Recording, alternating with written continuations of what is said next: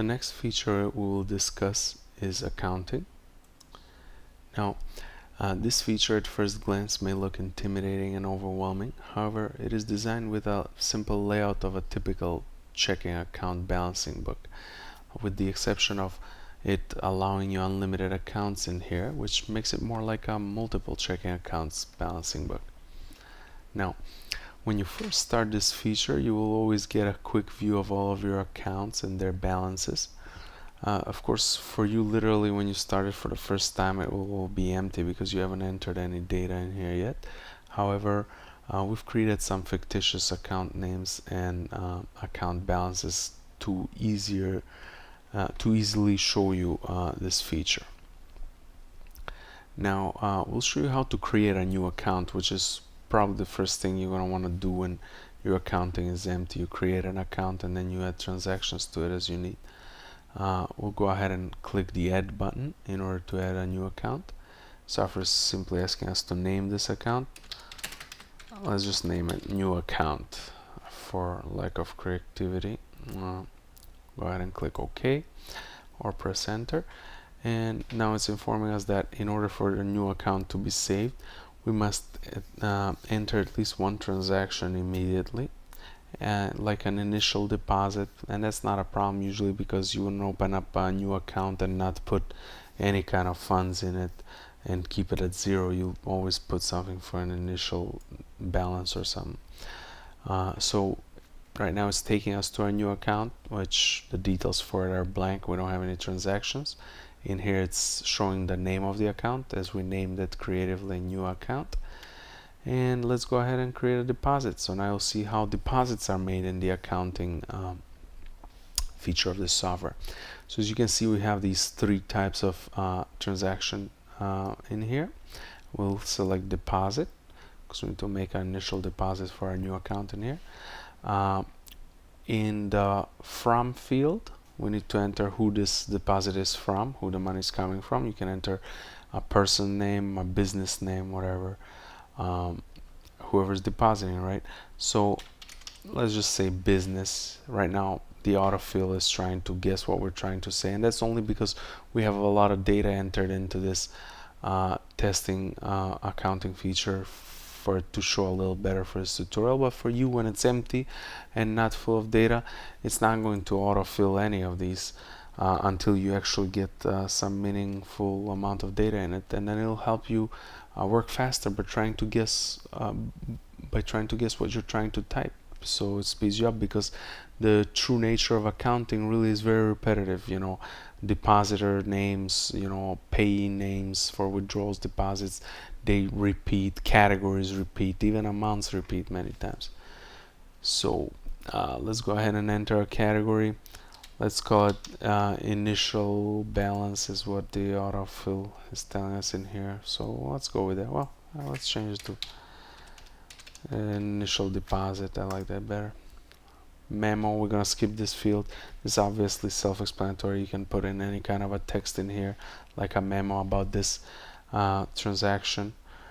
Check number, if this transaction involved a check, and let's say it does, we'll enter the check number. Just helps you track the check better.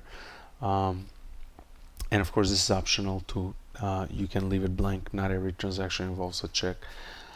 Date, it shows you by default the current today's date, but you know, you can click on it, override it manually, type something into it, or the pop-up calendar allows you to, you know, go back and forth in time, whatever you need to do. Amount, alright, so the date, let's just go with today's date, and amount, let's say $500. So as soon as we click submit, it should enter the transaction in here, transaction record, right? Now let's go ahead and show you some more transaction types, and for that purpose let's pick one of these accounts that we created previously that's a little more colorful with more data in it, like this one. So as soon as you select your existing account from this drop down menu, it shows you all the details about it in this grid. And as you can see, this grid is not very difficult to figure out. The first column is check ID. That's the check numbers if any of these transactions use the check. Date, self-explanatory. payee, this for withdrawals will be, the name of a person or a company that's the beneficiary of the withdrawal who we're paying to. If it's a deposit, it will be the name of the person or the company that is depositing for us, who's giving us the money, right? And who's putting the money in our account. And the next field, the next column is this C column in here, which to us just means cleared.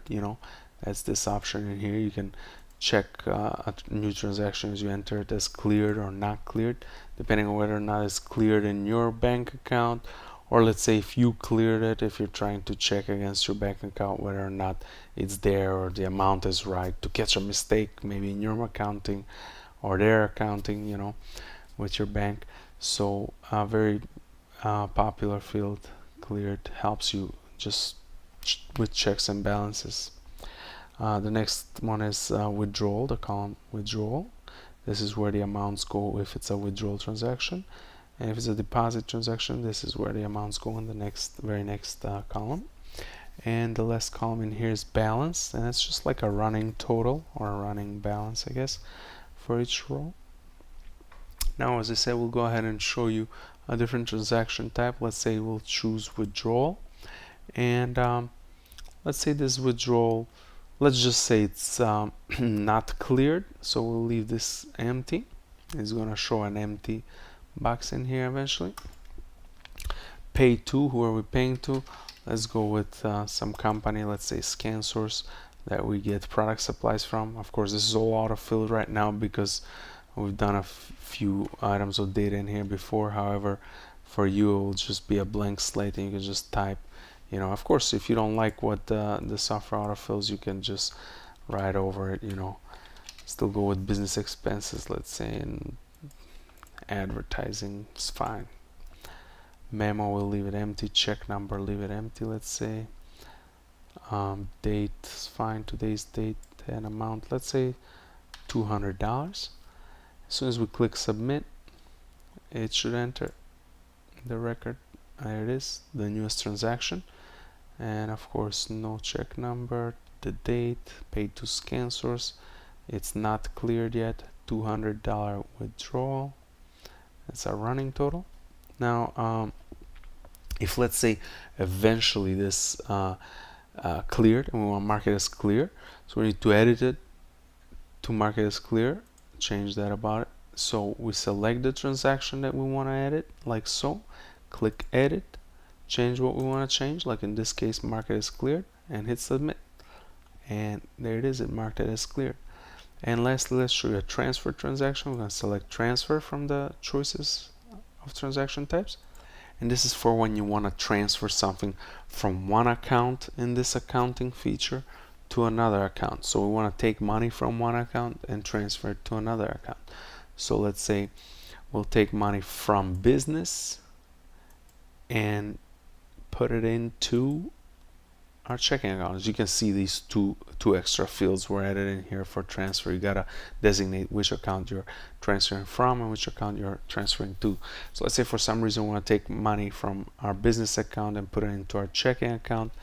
Pay to, I don't know, let's say cash is the pay category, I don't know, trip expenses. Let's make a new category like that. Memo, we'll leave it empty.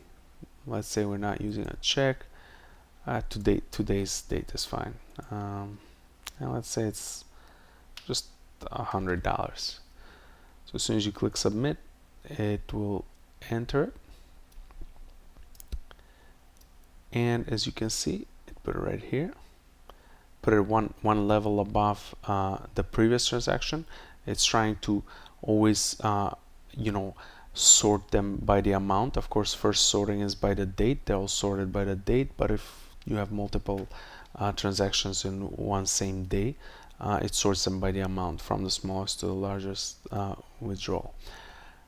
And deposits also done in a similar fashion from the smallest deposit to largest. And it's a cash as a pay, right? Today's date, not cleared yet, $100 withdrawal, and it's showing as $100 withdrawal in here. But as you remember, we're transferring the money. So we're taking it from this account, $100 withdrawal here, should show the same transaction in our checking account, right? But in here, it will be a deposit because we took money out of the business account and put it into this checking account. That's why it's a deposit of $100 in here. And here it is once again in here as a withdrawal of $100. So stick around for the next video tutorial, which will show some more accounting options and features.